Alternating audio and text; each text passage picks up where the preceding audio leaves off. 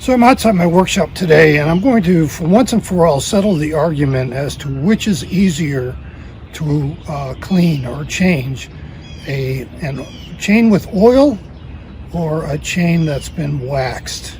I use wax on my recumbent trike, and as you'll see in a moment, I think this is the superior way to go.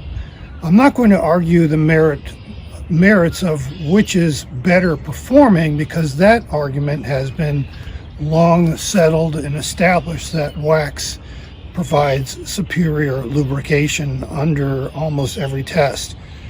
So that's a moot argument.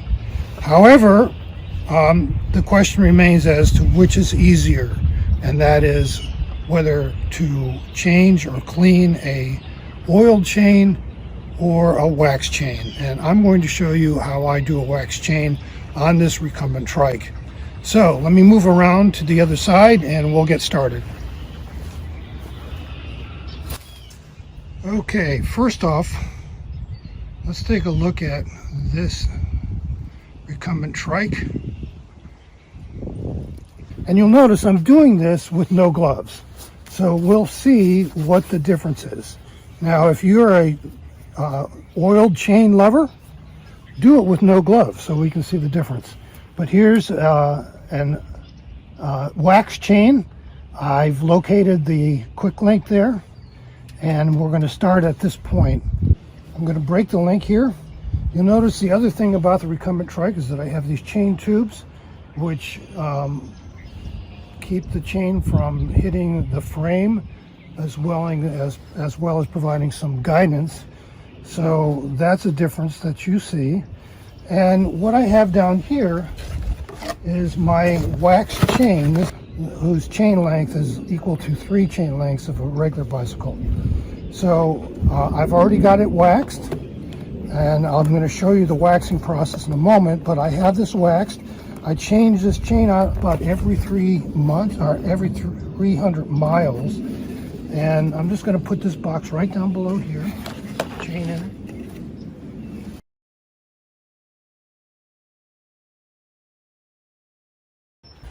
But at this point, let's just crank, and the old chain is going into a different box. And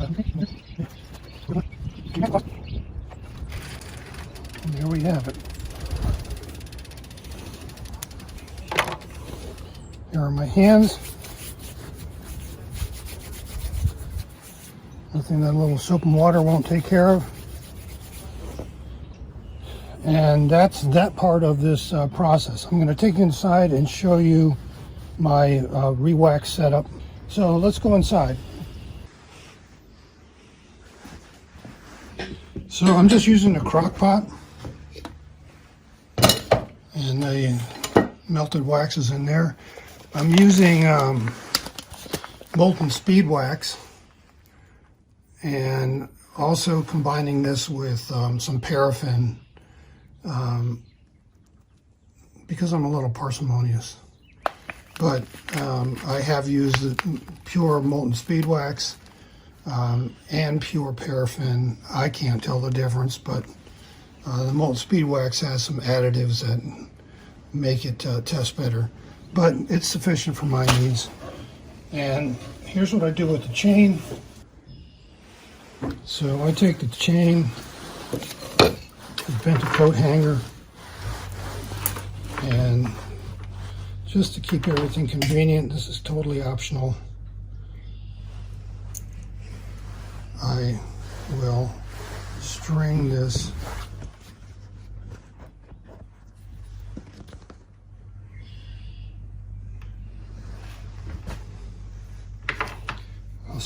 the chain.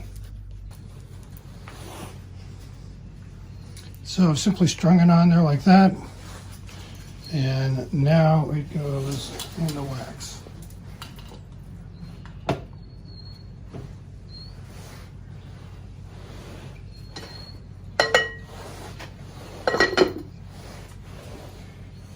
The wax is not fully melted yet, so I'll just leave it there. I'm going to leave it for a couple of hours. That'll give the wax plenty of time to penetrate And that is as simple as it is to change a wax chain. Peter Ristow, the Tadpole Trekker, signing off.